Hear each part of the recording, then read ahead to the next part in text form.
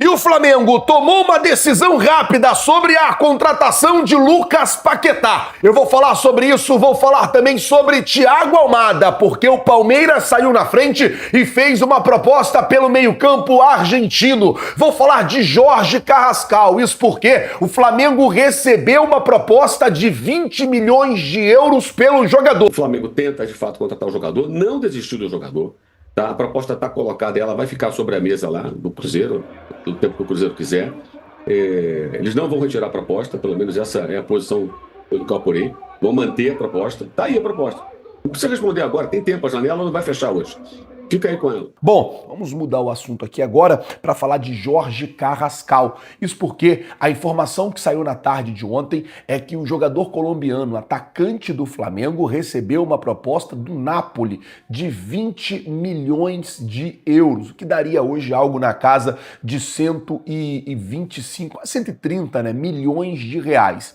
O que acontece é o seguinte, a proposta chegou na mesa do Flamengo e de pronto o Flamengo rejeitou a proposta.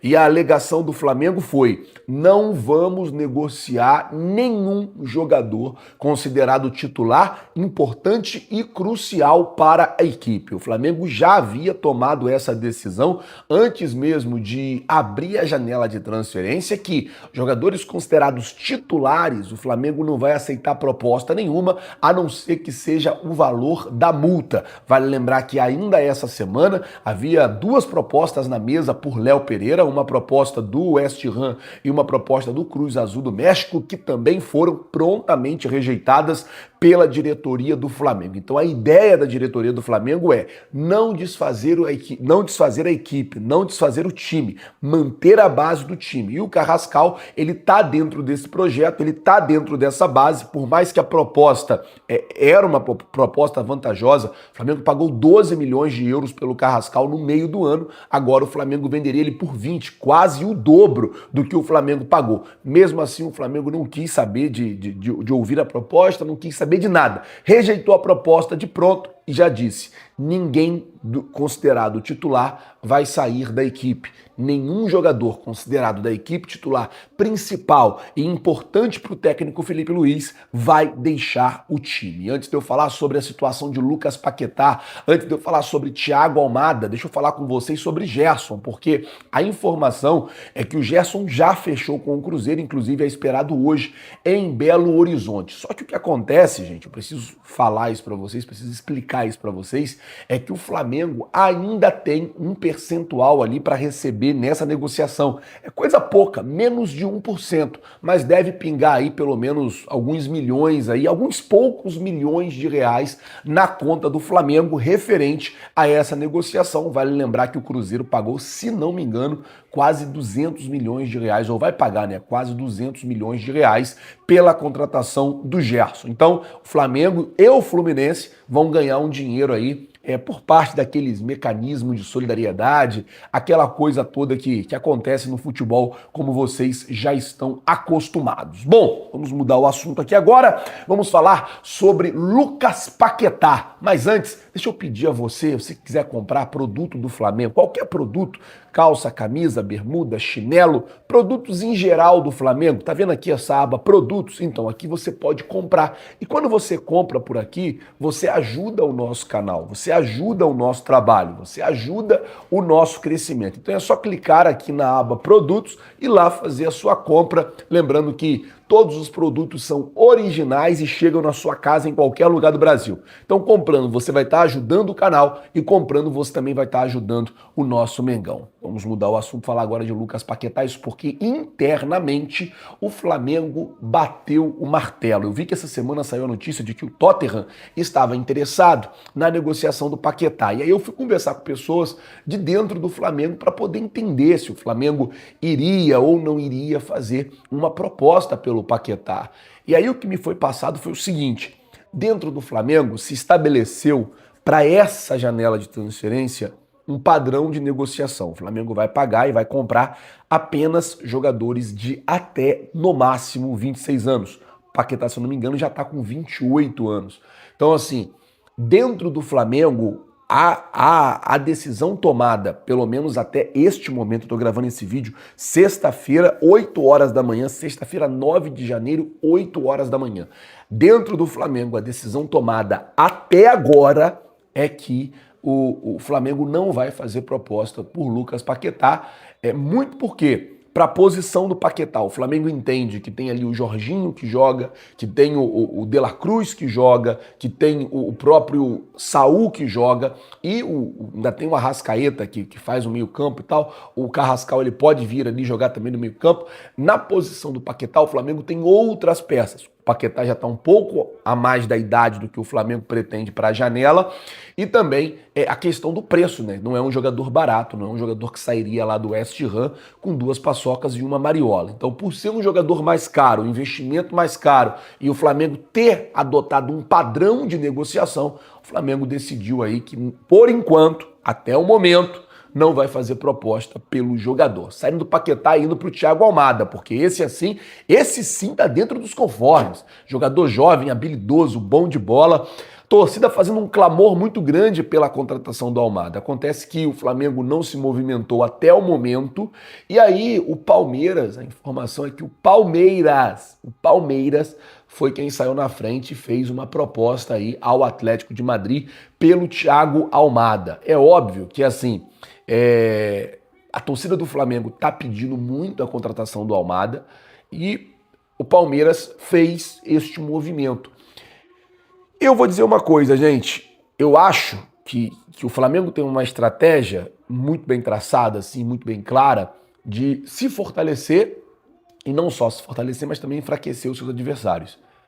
E o que acontece é que se o Almada vai para o Palmeiras, o meio-campo do Palmeiras ganha uma qualidade absurda. Eu acredito que se o Almada fecha no Palmeiras, o Palmeiras começa a não depender só daquele chutão, sabe? O 2025 do Palmeiras foi isso. Bola no goleiro, chutão. Flaco, Vitor Roque.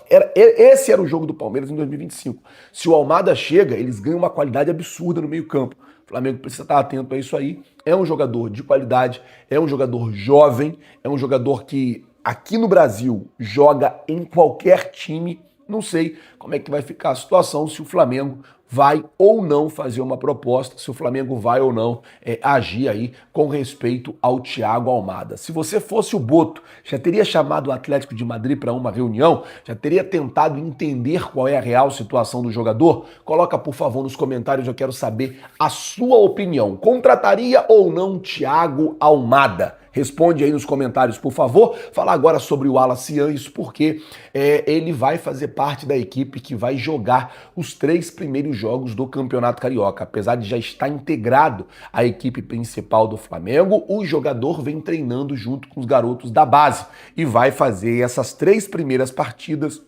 do Campeonato Carioca junto com os outros garotos. O Wallace entrou de férias um pouco mais tarde porque foi jogar o Mundial de Clubes, se apresentou mais cedo, tá treinando com os meninos e domingo deve estar em campo. Além do Wallace, a gente deve ver também o Iago, deve ver também o João Vitor em campo neste domingo, já fazendo parte desses primeiros jogos do Mengão. Domingo começa o Campeonato Carioca para o Flamengo, Flamengo e Portuguesa em Volta Redonda. Quarta-feira já tem Flamengo e Bangu em Moça Bonita e nós vamos estar cobrindo, acompanhando, mantendo vocês por dentro e informados de tudo, beleza? O Flamengo tem de fato interesse no Caio Jorge, né? Isso aí é fato, não é uma tentativa de contratação só para criar um desconforto para o Cruzeiro, mas também tem esse efeito, isso já foi feito de outras maneiras por outros clubes, pelo próprio Flamengo em algum momento na história do futebol brasileiro. Você demonstra interesse pelo jogador, você cria, assim, automaticamente, gente.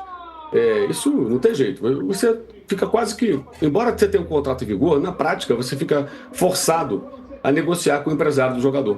Que ele passa a ter argumentos. Olha, o jogador está valorizado, olha aqui, olha a situação. Como é que foi o Gerson no Flamengo antes de ser vendido? Né? Ele estava muito bem, estava jogando bem, aí veio essa intenção dos entes de contratá-lo, aquela coisa toda, com uma pressão muito grande para fazer um novo contrato, dar um aumento, o Flamengo deu um aumento, ainda assim queriam levá-lo para a Rússia, ele acabou indo para a Rússia, né? Agora já está voltando de novo, é um jogador que não para em lugar nenhum, mas eu acho que são as duas coisas. O Flamengo tenta de fato contratar o jogador, não desistiu do jogador, tá? A proposta está colocada, ela vai ficar sobre a mesa lá do Cruzeiro, do tempo que o Cruzeiro quiser. Eles não vão retirar a proposta, pelo menos essa é a posição do que eu apurei. Vão manter a proposta. Está aí a proposta. Não precisa responder agora, tem tempo, a janela não vai fechar hoje. Fica aí com ela.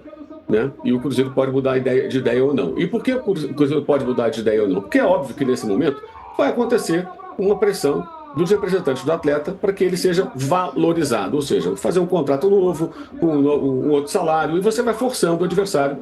O Cruzeiro hoje é um adversário do Palmeiras e do Flamengo, claro, né? Para brigar por títulos importantes, a investir mais naquele jogador. E aí tem uma questão, que é uma tese até do Fabrício Kika do canal Mundo na Bola, daqui a uns 2, 3 anos, 2028, né? Começa aquela situação do fair play financeiro, vai começar, é o que está previsto, né? Em que você só pode gastar 80% do que você fatura com o futebol e no ano seguinte passa a ser 70% e assim será. Até as SAFs vão se ver, pelo menos em tese, se tudo for como está sendo esboçado, né? Vão ter que lidar com isso. Porque se você quiser gastar o valor X, você vai ter que fazer com que esse valor signifique 80%, depois 70% de tudo que o clube arrecada. Como esses clubes não arrecadam esse montante, é tudo aporte do dono ou dos investidores, vai ter que colocar mais dinheiro para que essa conta possa fechar. Isso também vai lá na frente vai custar. É claro que não seria algo de um reflexo imediato, mas pode significar um reflexo grande lá na frente, mais adiante. Acho que isso também pode fazer parte da estratégia do Flamengo. Nesse cenário em que ele está numa situação muito mais confortável, porque ele tem um faturamento alto. Só para ilustrar, o Flamengo faturou um pouco mais de 2 bilhões esse ano. Em tese, ele poderia investir no futebol 1,4 bilhão, né? 70%. Ou mais do que isso, né? Em 2028, 80%, seria 1,6. Então, tudo que fatura, por exemplo, 500 milhões, ele só poderia gastar 70% disso, 350 milhões de reais. O que não cobre, evidentemente, investimentos como esse do Cruzeiro, né? Mas agora com a contratação do Gerson por cifras que podem bater a casa dos 30 milhões de